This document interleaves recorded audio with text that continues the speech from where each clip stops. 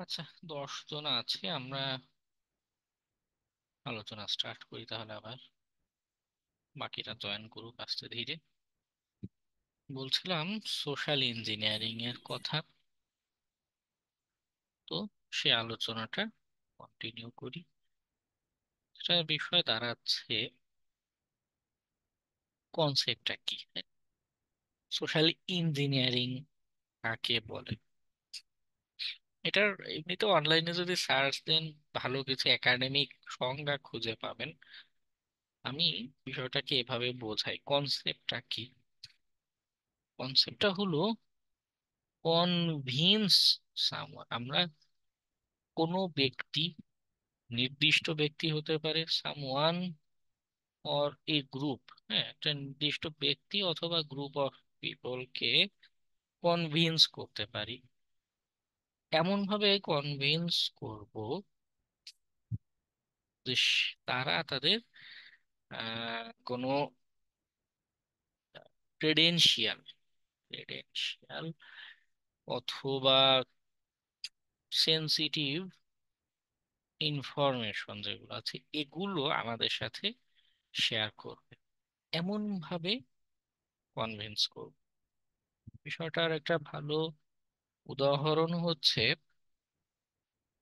আহ এই যে বিকাশে যে ফোন কল গুলো আসে না, এখন নগদে আসে, বিকাশে আসে, তাই না? যে আপনাদেরও হয়তো দেখলে খুঁজে দেখা যাবে যে কেউ কেউ এই ধরনের আক্রমণের শিকার হয়েছেন, অথবা আত্মীয় স্বজন, নিকট আত্মীয় কেউ না কেউ এই আক্রমণের শিকার হয়েছে, তাই না? এই আক্রমণগুলোতে কি হয় আপনারা জানেন যে কিছু একটা বলে আমাদেরকে কনভিন্স করে যে উপবৃত্তির টাকা, বয়স্ক ভাতার টাকা, আবার কখনো বলতে পারে যে টাকা জিতেছেন, বা এই ধরনের লোভনীয় বা কিছু একটা বিশ্বাসযোগ্য কথা বলে তারা আমাদেরকে কনভিন্স করে। এবং এত সুন্দরভাবে কথা বলে, শুদ্ধ ভাষায় কথা বলছে, হ্যাঁ। এরপরে মেসেজ যেগুলো পাঠায়, হ্যাঁ, তো একদম বাংলা ভাষায় সুন্দর বাংলা ফন্টে লেখা, বাংলিশে না কিন্তু বাংলা ফন্টে লেখে মেসেজ পাঠায়। তো এগুলো দেখে আমরা আশ্বস্ত হয়ে যাই, সাধারণ মানুষ আশ্বস্ত হয়ে যায় যে আচ্ছা, এটাকে বিশ্বাস করা যায়। এখানে আমি আমার ওটিপি কোড দিতে পারি, উপবৃত্তির টাকা আসবে, কোড এসেছে, দিলাম, উপবৃত্তির টাকা চলে আসবে, এমন একটা চিন্তাধারা মানুষের মাথায় কাজ করে। ওকে, তো এই যে কনভিন্স করছে, অথবা একটা ব্যক্তি একটা গ্রুপকেও কনভিন্সের চেষ্টা করতে পারে। যেমন আপনাদের খেয়াল থাকার কথা, কয়েক মাস আগে কম বেশি সবাই মোবাইলে মেসেজে একটা মেসেজ পেয়েছেন চাকরির অফার নিয়ে, তাই না? যে প্রতিদিন 2,000 টাকা, 3,000 টাকা এমন স্যালারি, এরকম ইনকামের একটা লোভনীয় অফার দিয়ে তারা ক্যাম্পেইন চালিয়েছে। তো এটা কি একটা ইন্ডিভিজুয়াল পার্সনকে টার্গেট করে না, বরং একটা গ্রুপ অফ পিপল, ঢাকা বা বাংলাদেশে যারা মানুষজন আছে সবাইকে টার্গেট করে আক্রমণটা করা। ওকে, পার্সন অথবা গ্রুপকে কনভিন্স করবে এমন ভাবে যেন তারা তাদের ক্রেডেনশিয়াল অথবা সেন্সিটিভ কোনো ইনফরমেশন আমাদের সাথে শেয়ার করে বসে। তো এখানে আমাদের একটা খুব বড় ভুল ধারণা আছে, যারা হ্যাকিং শিখতে আসে এবং মানুষজন যেভাবে আসলে ইউটিউবে বা বিভিন্ন জায়গায় প্রচারণা চালায় যে এগুলো খালি টুলস রান করলেই যেন হয়ে যায়। তো বাস্তবতা হলো, সাপোজ আপনি হ্যাকিং কোর্স করেননি, বা এখনো আমরা কিন্তু আলোচনা শুরু করিনি। হঠাৎ করে আমি যদি আপনাকে বা আপনাদেরকে মেসেঞ্জারে লিংক দিতাম, বা আপনার সহপাঠী, মনে করুন কে আছে, রিয়াজুল হীরা, মনে করুন আপনাদের সবাইকে একটা করে লিংক পাঠিয়েছে। হ্যাকিং এর চিন্তা বাদ দেন, মনে করেন জানেন না, তাও কি আপনারা সেখানে ক্লিক করতেন? সবাই করতেন না। মেসেঞ্জারে দিলে দেখা যেত অনেকের মেসেজ রিকোয়েস্টে বা স্প্যামে গিয়ে মেসেজটা পড়ে আছে, আদৌ লিঙ্কে কেউ ক্লিক করবে কিনা সন্দেহ, তাই না? এবং আমি দেখেছি আপনাদের মাঝে মধ্যে এমন হয়, মেসেঞ্জারে মেসেজ দিন, দিয়ে আবার মেনশন করেন যে ভাই ইনবক্সে নক দিয়েছি, ওইখানেও আবার চেক করেন। হ্যাঁ, ডাবল করে মনে করিয়ে দিতে হচ্ছে, মেনশন করতে হচ্ছে, না হলে মানুষ মেসেজই খেয়াল করে না। তো একটা লিংক পাঠালে শুধু পাঠালেই কি সেটা কাজ করে? করে না। এটা আমাদের ভুল ধারণা, বিভিন্ন মানুষ এই ভুল ধারণাগুলো জন্ম দিয়েছে। সোশ্যাল ইঞ্জিনিয়ারিং এফেক্টিভ হয় কখন, বা অ্যাকচুয়ালি হ্যাকাররা কি ফর্মুলায় কি অ্যাপ্রোচে আক্রমণ করে, এটা আমাদের বোঝা দরকার। ঠিক আছে, তো তাদের অ্যাপ্রোচ যেটা হয়, তারা সামহাও নাম্বার ওয়ান ইনসিডেন্ট হবে ট্রাস্ট, নাম্বার টু এইদার কিছু একটা লোভ লাগাবে, ফিয়ার, অথবা মনে করুন অ্যাট্রাকশন। ফেয়ার অথবা মানে এগুলো হচ্ছে আমাদের মোটিভেশনের ফ্যাক্টর। আপনার যদি ট্রাস্ট না থাকে, সাপোজ সবাই জানে যে হাদি হচ্ছে গিয়ে একটা বিরাট লেভেলের হ্যাকার, এবং সে অনেক কিছু হ্যাক করতে জানে, তো এমনিতেই মানুষ তাকে ট্রাস্ট করা কমিয়ে দিবে। হ্যাঁ, একটা মজার ঘটনা বলি সংক্ষেপে। একবার এমন হয়েছে, আমি একটা জিনিস টেস্ট করব, এক বন্ধুকে বলেছি, বন্ধু তোমার ইমেল অ্যাড্রেসটা দাও, আমি একটা লিংক পাঠাবো, জাস্ট মানে কাজ, জিনিসটা কাজ করছে কিনা বোঝার জন্য। তো সে একটু পরে দেখি তার ইমেল পাসওয়ার্ড দুইটা সহই আমাকে ইনবক্স করেছে। আমি বললাম যে ঘটনা কি? হ্যাঁ, মানে তখন এটা বোঝালো বিষয় হচ্ছে যে মানে এতটাই ভয় পাচ্ছে যে বলছে যে বন্ধু তুমি তো এমনি হ্যাক করে পাসওয়ার্ড নিয়ে যাবা, তো তোমার ওই কষ্ট করার দরকার নেই, আমি নিজেই তোমাকে পাসওয়ার্ড দিয়ে দিলাম। ঠিক আছে, তো মানুষকে ট্রাস্ট করানোটা একটা বিষয়। তো তো যখন হ্যাকাররা এই যে আক্রমণ গুলো করে, তাদেরও আক্রমণে যেটা আসলে দরকার পড়ে মানুষের ট্রাস্ট নেয়া। মানে এমন একটা প্রোফাইল যদি আপনার পোর্টফোলিও ক্রিয়েট হয়ে থাকে যে একটা নর্মাল মেসেজ পাঠালেও মানুষজন ভয় পায়, তখন কিন্তু আপনার যতই লিঙ্ক পাঠানো যাই পাঠান, কাজ করবে না। বিকাশের এই যে আক্রমণগুলো করে বা এই যে করে, আমাকে একবার ফোন দিয়েছিল কিছু মাস আগে, 2 মাস আগে।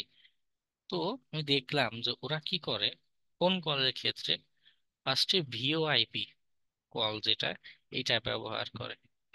আপনারা কম বেশি ভিপিএন এর সাথে পরিচিত। ভিওআইপি তে যেটা হয়, ভয়েস ওভার আইপি, মানে এখানে যারা ভিওআইপি প্রোভাইডার আছে, তারা তাদের আইডেন্টিটি শো করে, অ্যাকচুয়াল ফোন নাম্বার, বিকাশ থেকে যে কল দিচ্ছে তার অ্যাকচুয়াল ফোন নাম্বারটা নাই। তো দেখে অফিসিয়াল ফোন নাম্বার বা বিদেশি ফোন নাম্বার মনে হতে পারে, ভিওআইপি দিচ্ছে। এরপর তারা কথা বলছে, আহ, তাদের ভয়েস টোনটা অনেক সুন্দর করে কথা বলছে। তারপরে কম মেসেজ যেগুলো পাঠাচ্ছে, টেক্সট মেসেজ, হ্যাঁ এইটাও খুব সুন্দর করে পাঠাচ্ছে।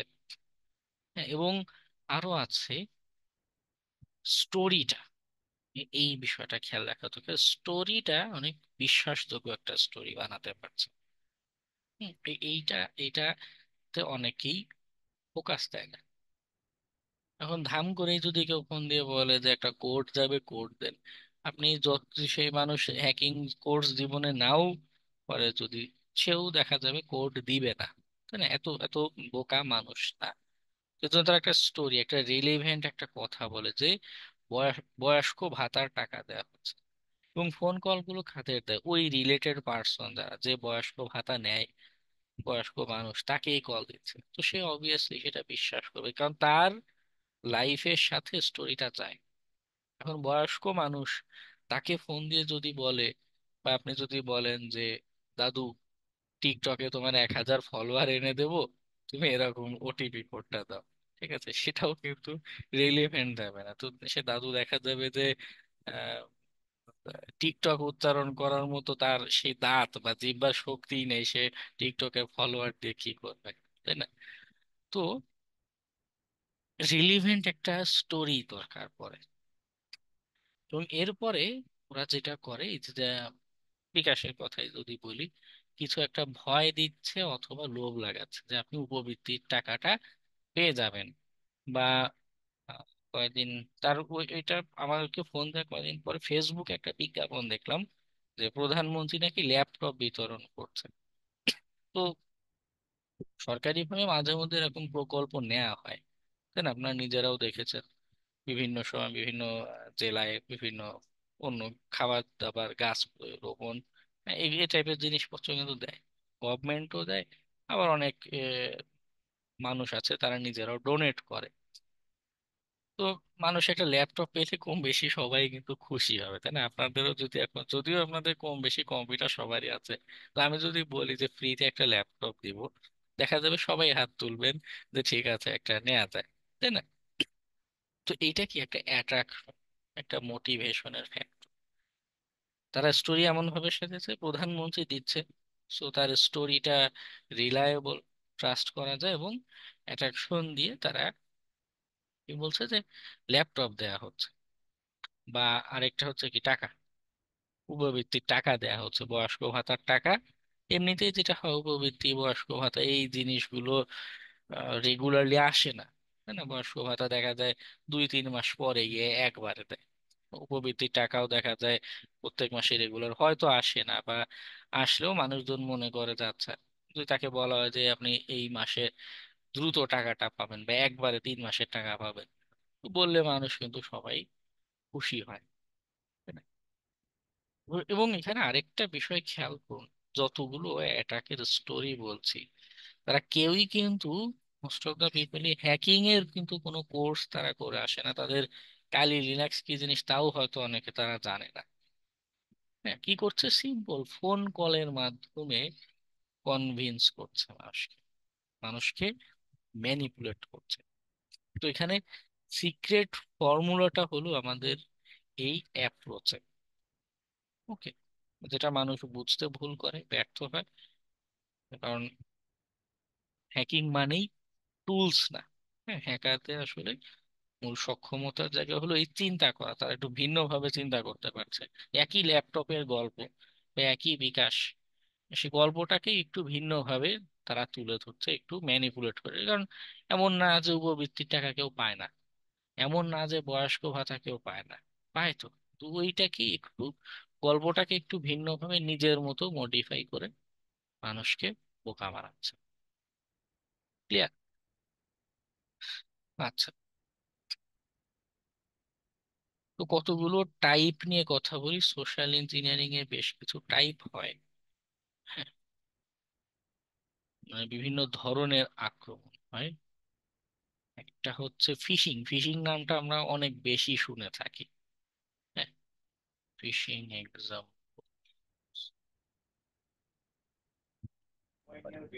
মাছ ধরার মতো কিছু একটা। হ্যাঁ, মাছ ধরার কনসেপ্টটা কেন, আপনারা এখানে অনেকেই আছেন ঢাকার বাইরে, কম বেশি মাছ কিন্তু ধরেন। বড়শিতে কি হয়, বড়শিতেও কি হচ্ছে, মাছ বিশ্বাস করে, তার তার জন্য রেলিভেন্ট স্টোরি হচ্ছে যে খাবার পাওয়া যাবে, তাই না? এরকম পুকুরের বিভিন্ন জায়গায় খাবার থাকে, খাবার পাওয়া যায়।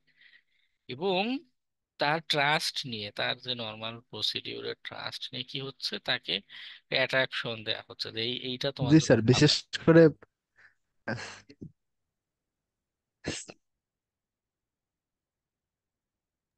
আচ্ছা, নেটওয়ার্ক ড্রপ করছিল আমার একটু। হ্যাঁ, মানে ছিপ দিয়ে মাছ ধরা যেটা। হ্যাঁ হ্যাঁ, কি হচ্ছে, ওখানে মাছকে লোভ লাগাচ্ছে, কিন্তু যখনই সে মুখে খাবারটা নিচ্ছে, তখনই মানে যখনই লোভে পা দিচ্ছে, সাথে সাথে সে ইনফেক্টেড হয়ে যাচ্ছে। ফিশিং এ যেটা হয়, ফিশিং ছবিটা, হ্যাঁ এবার ঠিক আছে।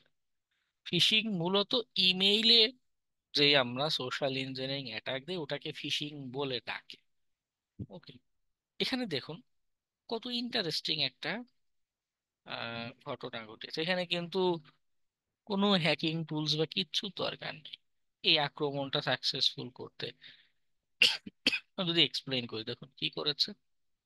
একটা লেজিট, একটা ভ্যালিড একটা স্টোরি দিয়েছে। তো we are sorry to say, আপনাদের কম বেশি নেটফ্লিক্সের সাথে আপনারা পরিচিত, অথবা মনে করুন ক্রিকেট খেলা দেখার কোন একটা প্ল্যাটফর্ম, কফি বা কত এরকম আছে, মুভি বা ইউটিউবের কোনো প্ল্যাটফর্ম, কিছু একটা যেটা আপনি রেগুলার ইউজ করেন, বা বিকাশ থেকে যদি এরকম একটা পাঠায় যে আপনার বিকাশের অ্যাকাউন্টে এক্সপায়ার হয়ে যাবে, সকালবেলা ঘুম থেকে উঠে এরকম যদি দেখেন, নিশ্চয়ই আপনার মাথায় কাজ করবে যে না, আগে এটার একটা বন্দোবস্ত করা দরকার।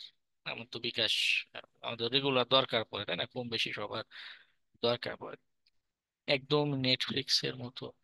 আবার দেখুন, কাজটা করেছে কি, ম্যালিশিয়াস লিংক যেটা, সেটা সরাসরি দেয়নি এখানে। এই যে লেখা রিস্টার্ট ইউর মেম্বারশিপ, এটা লিংক, আর এই যে বাটনটা, এটাও লিংক। এগুলো কিন্তু এখানে কিন্তু এইচটিএমএল ইমপ্লিমেন্ট করা যায় ইমেইলের ভিতরে, বা ইমেইলের ডিজাইনিং এর বেশ কিছু টুলস আছে, ইউটিউবে দেখতে পারেন। আমরা এইচটিএমএল দিয়ে কিভাবে বাটন বানানো যায় সে আলোচনা করেছি। ওকে, তারপরও আপনারা যদি চান ইউটিউবে আরেকবার দেখে নিন যে ইমেইলের ভিতরে আমি কিভাবে এইচটিএমএল লিখতে পারি। যাই হোক, এখানে কি করছে, লিংক সরাসরি না দিয়ে একটা বাটন দিয়ে দিয়েছে, দেখতে প্রফেশনাল লাগছে। এবং মানুষ কি করে যে আচ্ছা ঠিক আছে, আমি মেম্বারশিপ রিস্টার্ট করছি, লিংকে যখনই ক্লিক করছে তখন দুইটা ঘটনা ঘটতে পারে। এক, ম্যালিশিয়াস কোনো কিছু ডাউনলোড বা মানে এমন কিছু ওয়েবসাইট থাকে, আমরা নিজেরাও দেখেছি, এইচটিএমএল এর ভিতরে আমরা পিএইচপি প্রোগ্রাম বা জাভা স্ক্রিপ্ট বা এরকম স্ক্রিপ্টিং ল্যাঙ্গুয়েজ দিয়ে রাখতে পারি। এরা ব্রাউজারের বিভিন্ন দুর্বলতা বা মেকানিজম ব্যবহার করে মানুষের ক্ষতি করতে পারে, অথবা এই স্যার লিঙ্কে অনেক বেশি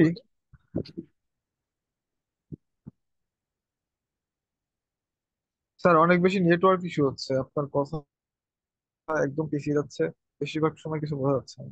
জি ভাইয়া, জি আসলেই। স্যার।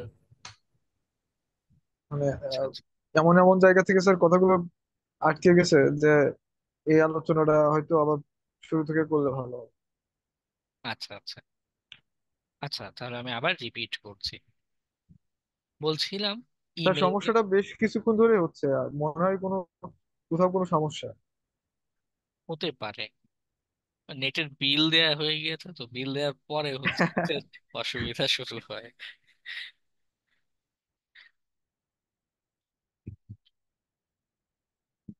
আচ্ছা, আমি আবারও একটু রিপিট করি। আর আরেকটা হচ্ছে, আপনাদের যে রেকর্ড ভিডিওটা থাকে জুম, ওইখানে এই অডিও কোয়ালিটিটা ফল করে না, ওটা ঠিক থাকবে। তারপরও আমি আবার সংক্ষেপে রিপিট করি, যেটা বোঝাচ্ছিলাম যে ইমেইলের বডিটা কি করেছে, একটা রেলিভেন্ট একটা স্টোরি বলেছে। কম বেশি অনেকেই নেটফ্লিক্স বা এই জাতীয় সার্ভিস ব্যবহার করে। ওকে, তো নেটফ্লিক্স যে ব্যবহার করছে, হ্যাঁ, ইমেইলের ডিজাইন নিয়ে কি হচ্ছে, ইমেইলে লিঙ্কটা সরাসরি পেস্ট করেনি। হ্যাঁ, লেখাটাকে লিংক করে দিয়েছে, আবার নিচে এইচটিএমএল এর মাধ্যমে লিঙ্কটাকে একটা বাটন বানিয়ে দিয়েছে। একটা হঠাৎ বিশাল লম্বা একটা লিংক দেখলে যে কেউ সন্দেহ করবে, ক্লিক করতে চাইবে না। ঠিক আছে, তার চেয়ে বরং নেটফ্লিক্সের যে ব্র্যান্ড কালার, মানে একদম নেটফ্লিক্স থেকে ইমেইল এসেছে এমন ভাবে যদি উপস্থাপন করা যায়, মানুষ সেটাকে বিশ্বাস করবে বেশি। ওকে, এখানে সেম কাজটা করেছে। আরো যদি ফিশিং এক্সাম্পল গুলো দেখেন, যেমন এখানে দেখুন কি করছে, ন্যাশনাল সিকিউরিটি ডিপার্টমেন্টে মেইল দিয়েছে।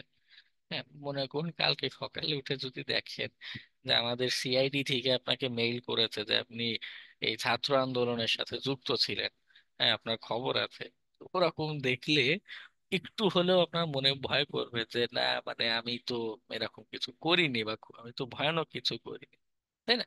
তারপর মনে হবে যে না, আমি ভেরিফাই করে আসি বা এইটা রিলেটেড কিছু একটা রিপ্লাই দিই। কিন্তু এই যে ভয় বা এই যে লোভ লাগানো, হ্যাঁ, এই সুযোগটাই হচ্ছে হ্যাকাররা নিয়ে থাকে। ওকে, এবং এই ক্যাম্পেইন গুলো চলে এই রেলিভেন্ট সময়, করোনা যখন চলছিল না, করোনার সময় ইন্ডিয়াতে ওই ভ্যাকসিন যখন বানানো শুরু করলো, আপনাদের মনে থাকার কথা, তখন এরকম হয়েছিল যে ভ্যাকসিন পাওয়া যাচ্ছিল না। হ্যাঁ, মানুষজন প্রায় পাগলের মতো অবস্থা। ওই সময় মোবাইল এসএমএস এর মাধ্যমে একটা ক্যাম্পেইন চালালো। ওকে, একই সাথে দুইটা জিনিস বোঝে। মোবাইলের মাধ্যমে যেই ফিশিং ক্যাম্পেইনটা করে, এইটাকে বলা হয়ে থাকে টাইপস ফিশিং। এটাকে মোবাইল মেসেজের মাধ্যমে যেটা করে এটাকে বলে স্মিশিং, এবং এটা একটু বেশি ভয়ানক। ওকে, এবার বলি যে ইন্ডিয়াতে কি ঘটেছিল। তো সে মোবাইল মেসেজে সবাইকে মেসেজ পাঠিয়েছে যে এই লিঙ্কে গিয়ে যদি আপনারা নিবন্ধন করেন তাহলে ভ্যাকসিন পাবেন দ্রুত। ওকে, তো মানুষের এমনিতেই মৃত্যুর ভয়, ভ্যাকসিন পাওয়া যাচ্ছে না, তার উপরে এরকম একটি অফার, এটা দেখে মানে তাদের কাছে একটা স্বর্গীয় আশীর্বাদের মতো মনে হয়েছিল। এবং প্রচুর মানুষ সেখানে গিয়ে ইনফরমেশন দেয় তাদের ব্যক্তিগত আধার কার্ড। হ্যাঁ, আমাদের এনআইডি যেরকম একটা জিনিস, সেখানে আধার কার্ডের মতো বিভিন্ন ইনফরমেশন তারা সেখানে দিয়ে বসে। আলটিমেটলি যেটা ঘটনা ঘটে যে সেগুলো তথ্যগুলো বেহাত হয়ে যায়। ওকে, রিলিভেন্ট একটা স্টোরি বলেছে। এবং এখানে যেহেতু মানুষ সবাই ইমেইল ব্যবহার করে না, ম্যাস পিপল অনেকেই মোবাইল এসএমএস, হোয়াটসঅ্যাপ মেসেজ, হ্যাঁ এইগুলোতে বেশি স্বাচ্ছন্দ্য বোধ করতে, হ্যাকাররা কি করতে পারে, এই টাইপের মেইলও পাঠাতে পারে। ওকে, এবং লিঙ্কে ক্লিক করলে কি হচ্ছে, আপনারা নিজেরাও এখন বেসিক সাইট বানাতে জানেন। হ্যাঁ, এই লিঙ্কে ক্লিক করলে আপনি একটা সাইটে নিয়ে গেলেন, বেসিক সাইট, সেখানে আপনি একদম মিনিমাম এইচটিএমএল দিয়ে একটা ফর্ম তো বানাতে পারবেন, এইচটিএমএল আর পিএইচপি দিয়ে। হ্যাঁ, জাস্ট কয়েকটা বেসিক কোশ্চেন যে আপনার এটা এটা ইনপুট দেন, তাতেই দেখবেন অনেক ইনফরমেশন পাওয়া যায়। আচ্ছা, ফিশিং, স্মিশিং আরেকটা হয়, এটাকে বলে ভিশিং। ভিশিং হচ্ছে মোবাইলে ফোন কলের মাধ্যমে যেটা করা হয়ে থাকে। ওকে, আচ্ছা, আরো বেশ কিছু প্রকারভেদ আছে। আরেকটা হচ্ছে বেইটিং। বেইটিং জিনিসটা হচ্ছে লোভ লাগানো সরাসরি। হ্যাঁ, ইরানে সাইবার আক্রমণ যখন হলো, বলা হয়ে থাকে তখন ইনিশিয়াল আক্রমণের জন্য ওই পরমাণু ফ্যাসিলিটির বিভিন্ন জায়গায় পেন ড্রাইভ ছড়িয়ে ছিটিয়ে রেখে এসেছিল। বাইরে থেকে ইন্টারনেট তো সেখানে নাই। তো পেন ড্রাইভ দেখলে মানুষ একজন হয়তো কেউ ভেবেছিল এরকম যে আচ্ছা এটা কার পেন ড্রাইভ বা কিসের পেন ড্রাইভ, চেক করে দেখি। যখনই পেন ড্রাইভটা কানেক্ট করেছে মোবাইল কম্পিউটারের সাথে, সাথে সাথে তারা আক্রান্ত হয়ে গিয়েছে। হ্যাঁ, সেখানে ম্যালওয়্যারটা ঢুকে যায়। আমি কয়েকটা এক্সাম্পল দেখাই, যদিও আমার জানার মধ্যে এগুলো বাংলাদেশে পাওয়া যায় না,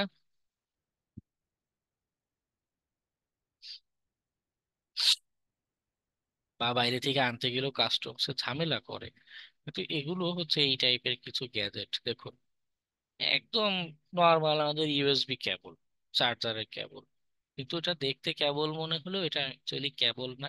এটা যখনই ডিভাইসের সাথে কানেক্ট করবেন, হ্যাঁ, এটা হচ্ছে আপনার কি logging, WiFi control, geo hosting, হ্যাকারের ডিভাইস, কিছু কিছু আছে হ্যাকারের ডিভাইসের স্যার সাথে কানেকশন। আবার একটু যদি ক্যাবল সম্পর্কে বলতেন।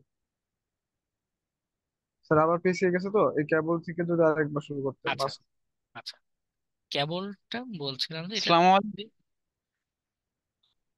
ওয়ালাইকুম আসসালাম। স্যার, আমাদের অ্যাটেন্ডেন্সটা কি নেওয়া হয়ে গেছে?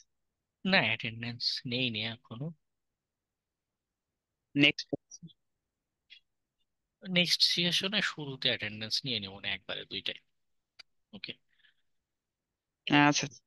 আচ্ছা, বলছিলাম ক্যাবলের কথা। ক্যাবল যেটা হচ্ছে দেখতে ক্যাবলের মতো মনে হলেও এটা অ্যাকচুয়ালি হ্যাকিং এর ক্যাবল। আপনি যখনই কানেক্ট করছেন, কানেক্ট করার সাথে সাথে আপনার কখনো মানে কি কনফিগারেশন এমন করা যেতে পারে যে হ্যাকারের ডিভাইসে কানেকশন চলে যাবে, অথবা ও হচ্ছে আপনার যা যা টাইপ করছেন, যা যা করছেন, এই জিনিসগুলো ওর মেমোরিতে সেভ করে রাখবে, সেলফ ডিস্ট্রাক্ট করতে পারবে।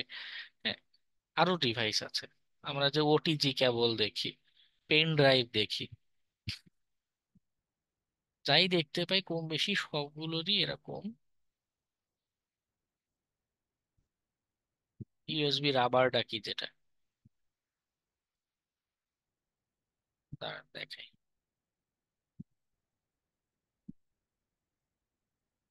ইউএসবি রাবারটা কি হচ্ছে একদমই আমাদের নর্মাল পেন ড্রাইভের মতো দেখতে। বা হ্যাকাররা অনেক সময় যারা একটু প্রোগ্রামিং জানে নিজেরাই পেন ড্রাইভকে মডিফাই করে কাস্টম বিল্ড করে নিতে পারে, যে আচ্ছা পেন ড্রাইভ যখনই কেউ এই পেন ড্রাইভটা কারো ডিভাইসে কানেক্ট করবে, করার সাথে সাথে আমার কম্পিউটারে কানেকশন চলে আসবে। রাবারটা কি হচ্ছে আগে থেকে এইভাবে বানানো থাকে। আচ্ছা, লোড হয়নি এখনো, আসুক।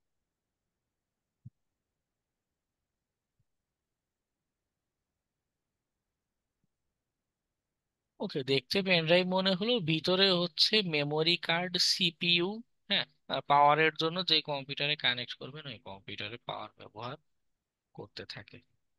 ওকে, এটা হচ্ছে বেইটিং এর একটা উদাহরণ। আপনার সামনে পেন ড্রাইভ বা একটা কেবল রেখে গিয়েছে, তো দেখে মনে হবে যে দেই একটু চার্জ দেই মোবাইল। যখনই দিবেন আপনি আক্রান্ত হয়ে যান। ওকে, তো আমরা এবার টুলস টেকনিক নিয়ে কথা বলি। এখানে যা যা আমাদের টাইপ এবং আক্রমণের যে পদ্ধতি, এগুলো ম্যানুয়ালিও আমরা করতে পারি, অটোমেটিক্যালিও করতে পারি। অটোমেটিক অটোমেটিকের ক্ষেত্রে আমরা যে মেইনলি বিভিন্ন টুলস এর সাহায্য নিই, তারা আমাদের এই কাজগুলো করে দেয়। আর ম্যানুয়ালি করতে গেলে আমাদের নিজেদের কাস্টম বিল্ডের দরকার পড়ে, এবং দুইটা সম্পর্কে আমাদের আইডিয়া থাকা দরকার। কেন? কারণ হলো কখন যে কোন পদ্ধতি কাজে লাগাতে পারবো উই ডোন্ট। এবং মাঝে মধ্যে এমন হয় যে আসলে অটোমেটিকের চেয়ে ম্যানুয়াল পদ্ধতি কাজে লাগবে বেশি। কেন লাগবে সেটাও আমি ব্যাখ্যা করছি। আগে টুলস এর একটা এক্সাম্পল দেখাই। আমাদের এটা আছে কয় মিনিট? এটা কি দেখা যায় মিটিং কত মিনিট আছে? Show meeting time. টাইম দেখাচ্ছে। হ্যাঁ, 23 মিনিট আছে। ওকে, প্রবলেম।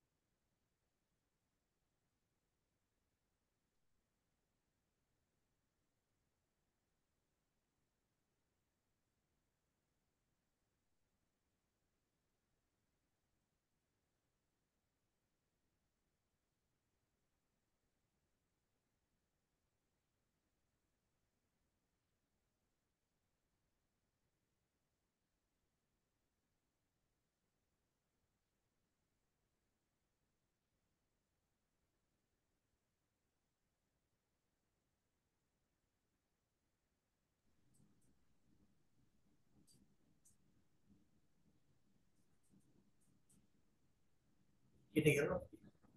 না না, আমি আছি। আমার